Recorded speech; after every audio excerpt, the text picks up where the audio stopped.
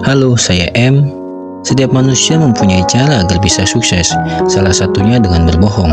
Nah, di film kali ini saya akan membawakan film yang menceritakan tentang penipuan. Lalu apa itu judul filmnya? Ini dia.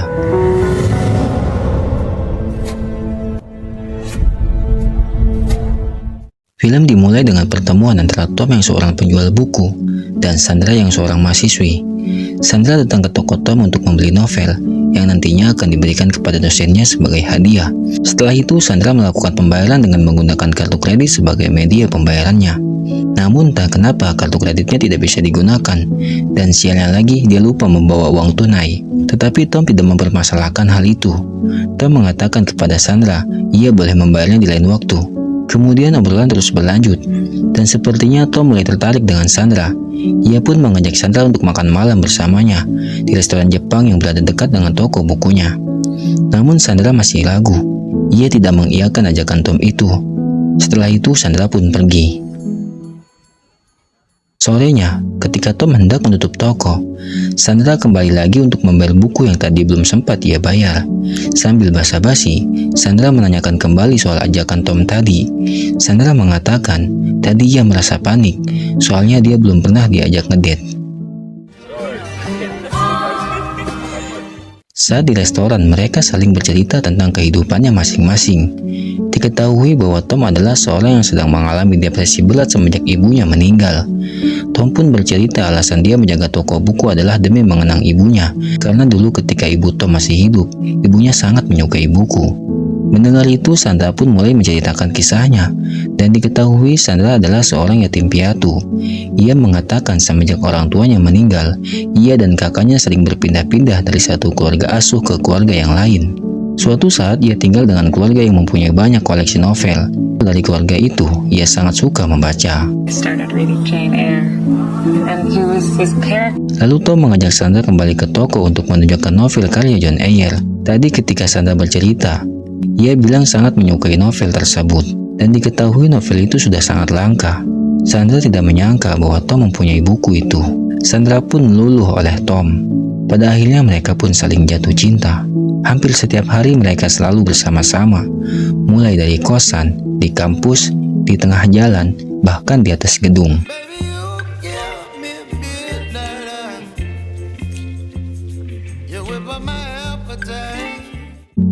Keesokannya, Tom yang berulang tahun mengadakan pesta di toko buku, sambil mengenalkan Sandra kepada teman-temannya. Sehabis pesta, Tom menginap di kosan Sandra. Namun di saat Tom sudah tidur, ia dibangunkan oleh keributan. Tom menanyakan kepada Sandra siapa itu. Ternyata yang datang tadi adalah abangnya Sandra, yang bernama Jason. Tujuan Jason mendatangi Sandra untuk meminta bantuan, karena Jason mempunyai masalah dengan keuangan. Bahkan sekarang Jason terlibat hutang pinjol. Tom menanyakan kepada Sandra berapa hutangnya. Tom di sini berencana untuk membantu Sandra. Dikarenakan hutangnya terlalu besar, Sandra pun menolak tawaran Tom. Bahkan mustahil untuk melunasinya, karena si penagih hanya memberi waktu 4 hari. Tetapi Tom mengatakan ini. I can give you the money. $350,000, and you have that money just sitting in a bank. Yeah, more. Yeah, my fun. Keesokan harinya, Tom membawa uang itu dan memberikannya kepada Sandra. Tom sempat menawarkan diri untuk mengantar Sandra. Namun Sandra tidak mau melibatkan Tom ke dalam masalah keluarganya. Dan sebagai bentuk terima kasih, Sandra mengajak Tom makan malam di restoran Jepang. Dan kali ini, Sandra yang akan mentraktir Tom. Malam harinya, Tom yang sudah berada di restoran lebih dulu menunggu Sandra. Namun Sandra tak kunjung datang. Ia pun mendatangi kosnya Sandra, dan ternyata Sandra sudah tidak berada di situ. Tom akhirnya menyadari bahwa dia ditipu oleh Sandra. Film beralih ke sudut pandang Sandra. Jauh sebelum Sandra menipu Tom, dia adalah seorang pecandu narkoboy dan mantan narapidana. Dia bahkan masih dalam status bebas bersyarat. Sandra datang ke bar untuk menemui polisi yang ditugaskan mengawasinya, yang bernama LaRusso. Dalam statusnya, Sandra diwajibkan melapor, namun beberapa hari belakangan ia tidak melapor. Untuk itu LaRusso menegurnya, memberi peringatan dan menanyakan keseharian Sandra. Sandra berkata beberapa hari ini dia sibuk kerja, makanya dia tidak sempat melapor. Namun LaRusso membantahnya. LaRusso sempat datang ke tempat Sandra bekerja dan diketahui bahwa Sandra sudah berhenti sebulan yang lalu. Demi agar LaRusso tidak membawanya kembali ke pengadilan, Sandra mencoba menyogok LaRusso, namun tindakannya malah membuat LaRusso semakin geram. What are you doing? Max yang mendengar keributan itu pun menghampiri mereka. Max menyangka LaRusso memeras Sandra, tapi setelah LaRusso menjelaskan identitasnya, Max terdiam. Kemudian Max memberikan penawaran kepada LaRusso. Max mengeluarkan uangnya dan juga jam tangan yang dia punya, bertujuan agar LaRusso mau melepaskan Sandra. Namun LaRusso menolaknya dan menyangka Max sedang dalam keadaan mabuk berat. Max pun mengambil kembali hartanya lalu pergi. Tapi LaRusso menyusul Max, memanggilnya agar kembali ke dalam. Nyatanya LaRusso tidak bersih-bersih amat. Ia pun menawarkan kepada Max untuk melepaskan jam tangannya yang diketahui bernilai $8.000. LaRusso memberikan kepada Max senilai $1.500 dan sebagai ganti uang yang kurang, LaRusso akan melepaskan Sandra. Kemudian LaRusso pun pergi. Kemudian Max keluar sambil mengajak Sandra, dan ternyata jam yang tadi adalah jam palsu. Sandra yang melihat itu pun merasa heran, namun Max menawarkan Sandra untuk ikut dengannya sambil memberikan uang $1.000 sebagai imbalan atas penipuan tadi. Your money. $1,000.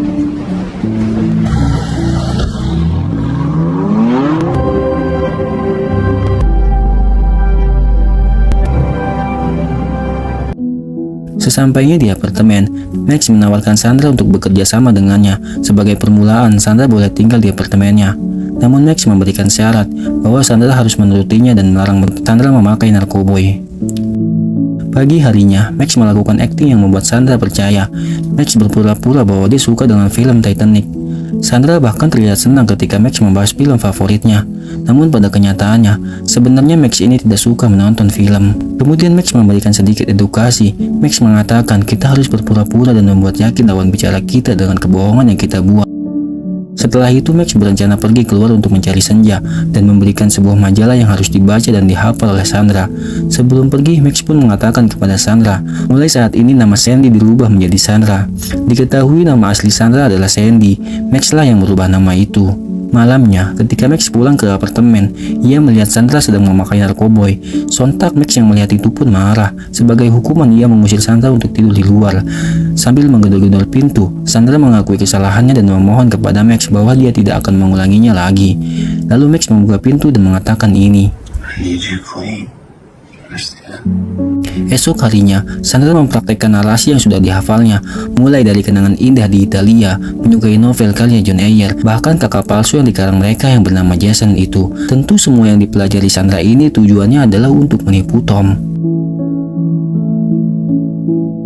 Malam harinya, Max mengajak Sandra pergi ke kota Martini. Mereka mendatangi restoran yang berada di hotel bintang 5. Namun di sini Max bukan untuk merayakan pencapaian Sandra, tetapi ia mau menguji Sandra untuk menggoda pria yang sedang minum itu, untuk mengajaknya ke kamarnya lagi. Sandra pun mengajak ngobrol pria itu. Awalnya pria ini malas-malasan ngobrol dengan Sandra, tapi pada akhirnya Sandra berhasil mengajaknya ke kamar.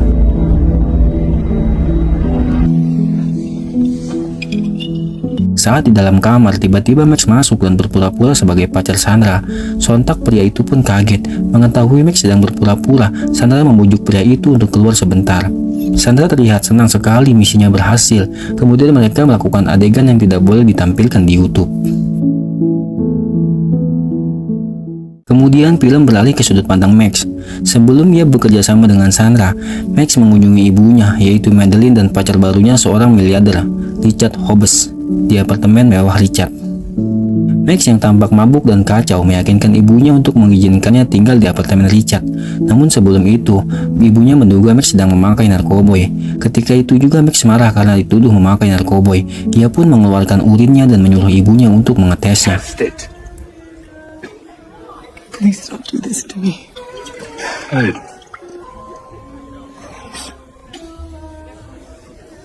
It's not for that long. I'm so sorry. Keesokan harinya, Madeline dan Richard pulang ke apartemennya. Madeline dan Richard kaget melihat Max yang ditangkap oleh seorang polisi yang bernama Collins karena terlibat penjualan narkoboy. Richard yang punya banyak uang itu pun mencoba menyogok polisi itu agar membebaskan Max dengan uang $1.000. Tetapi Madeline segera menyadari Richard bahwa Max sudah melakukan permainan tipuan. Melihat kelakuan Max yang seperti itu, Madeline menyuruh Max untuk pergi dari apartemen Richard. I don't want you here anymore. I want you to leave.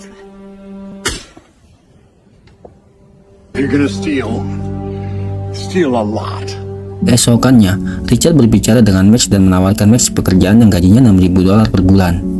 Namun Max sudah mengetahui maksud Richard, bahwa Richard menginginkan Max untuk pergi meninggalkan ibunya. Max yang sudah mengetahui itu pun menuntut balik kalau ia mau 1 tahun gajinya dibayar di awal. I want cash up front. I want a year's salary up front.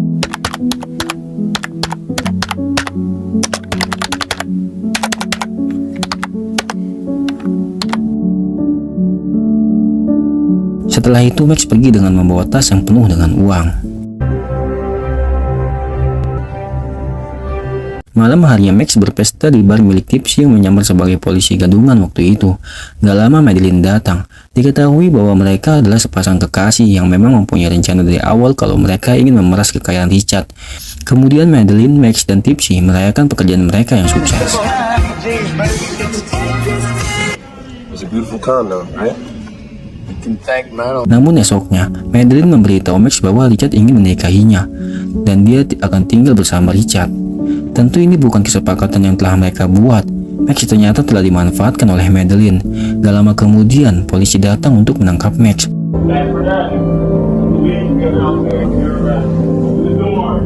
Max kabur dari polisi yang telah dihubungi oleh Madeline dan pergi dengan membawa tas yang berisi uang. Kemudian film kembali ke masa sekarang, ketika Tom sudah ditipu oleh Sandra, dan Sandra sudah ditipu oleh Max, dan Max sudah ditipu oleh Madeline. Richard meninggal dan mewariskan sebagian besar hartanya ke Madeline yang berupa aset, properti, saham, dan uang sebesar $9,2 miliar. Alasan Richard tidak memberikannya kepada Tom adalah karena keraguan Richard tentang Tom setelah insiden dengan Sandra. Tom hanya diberi amanah sebagai ketua yayasan yang dimiliki ayahnya, dan Madeline ditunjuk sebagai wali amanahnya.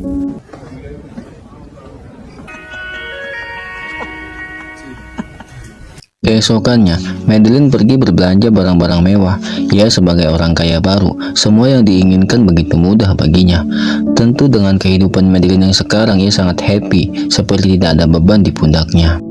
Namun Tom yang belum bisa melupakan masalahnya dengan Sandra, menyuruh teman lama keluarga yang bernama Brad Dog untuk menemukan Sandra.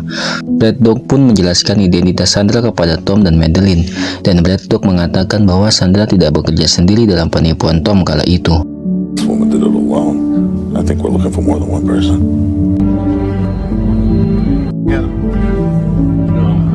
Malamnya, ketika Tom baru pulang dari toko bukunya, Madeline menunggu Tom untuk makan malam bersama. Sambil menyantap makanan, Madeline mengatakan bahwa ia ingin pindah apartemen dan menyuruh Tom untuk menghentikan pencarian Sandra. Namun Tom tidak setuju dengan Madeline, alasannya ia bukan ibu kandungnya. Kemudian terjadilah perdebatan antara mereka. You stole money from me. That's not why you're doing it. You want to see her again. All the time. People get their hearts broken every day. But it's not your problem. You're not my mom. No, you're right. I'm not. I'll try to call it off. Saat sedang mencari apartemen, tiba-tiba Brad Dog menelpon Tom, mengatakan bahwa ia menemukan Sandra. Brad Dog pun menjelaskan lebih detail tentang Sandra kepada Tom dan Madeline. Menurut pengakuan Sandra ketika diinterogasi, Sandra mengatakan bahwa ia mempunyai koneksi kepada Tom dan Madeline. Namun Madeline menyangka bahwa pernyataan Sandra hanya melantur, soalnya saat ini Sandra sedang dalam pengaruh narkoboy. Untuk itu Tom berinisiatif mengizinkan Sandra tinggal di apartemennya, karena memang sebenarnya Tom ini masih suka terhadap Sandra. Namun hal itu dilarang oleh Madeline, tetapi Brad Dog tetap meyakinkan Madeline bahwa ia akan terus mengawasi Sandra. Help with this. Well, look, I can put men outside her room. She'll essentially. Kemudian Madeline menghampiri Sandra dan menanyakan apa maunya Sandra. Lalu Sandra mengatakan pernyataan yang membuat Madeline ketakutan.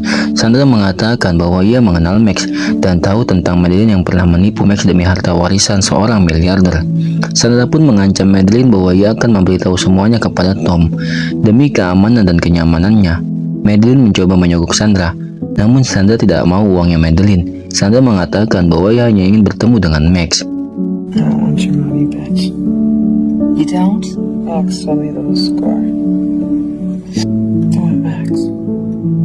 Madeline mencoba menghubungi Max, namun nomor Max tidak aktif. Madeline pun semakin panik ketika Sandra mengigau dan terus-terusan menyebut nama Max. Hampir setiap hari Madeline mencoba menghubungi Max, namun usahanya tidak membuahkan hasil. Nomor Max tetap tidak aktif. Madeline pun semakin cemas. Tetapi kemudian Max merespon pesan singkat Madeline. Madeline pun memohon kepada Max untuk menemuinya. Dengan negosiasi Madeline yang mantap, akhirnya Max pun mau menemuinya. Saat di dalam lift, Madeline menanyakan kesepakatannya bahwa setelah ini Sandra harus menjauhi dirinya dan juga Tom. Kemudian Madeline dan Sandra pun pergi ke tempat janji temu. Sesampainya di tempat itu, tentu Sandra sangat marah terhadap Max. Dan Sandra ingin Max meminta maaf kepadanya. Hanya itu, ya hanya minta maaf. Di saat mereka bertiga berdebat karena Max susah untuk minta maaf, tiba-tiba Tom dan Braddock datang. Sesuai penyelidikan Braddock bahwa Madeline sudah bekerjasama dengan Max untuk merebut harta ayahnya. Tentu Sandra pun otomatis dikaitkan. Tom yang kesal mendorongkan pistol kepada Sandra. Namun Sandra mencoba menenangkan Tom. Bukannya Tom tenang, malah mengarahkan kembali pistolnya ke Madeline. Sontak Sandra yang melihat itu pun mendorong Tom hingga pistol yang dipegang Tom jatuh dan diambil oleh Madeline. Tom yang melihat Madeline mengancam balik mencoba memancing Madeline untuk menembak dirinya. Dan benar saja, Tom tertembak oleh Madeline. Dan seketika itu juga Tom meninggal.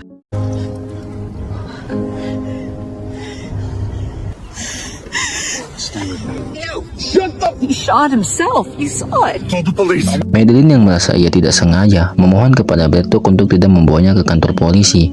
Namun tetap saja ini adalah kesalahan Madeline. Tetapi Madeline mencoba bernegosiasi bahwa ia akan mentransfer semua harta yang sudah diwariskannya itu kepada yayasan yang dipegang oleh Tom. What a fucking mess.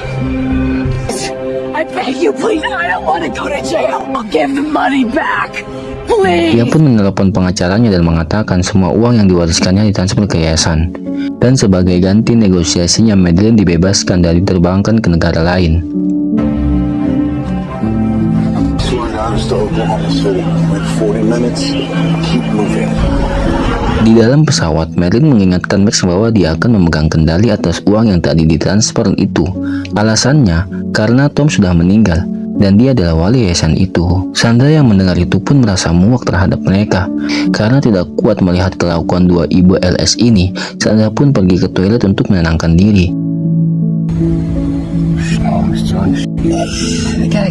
Dan Madeline dikejutkan ketika ia mencoba menghilangkan darah yang nempel.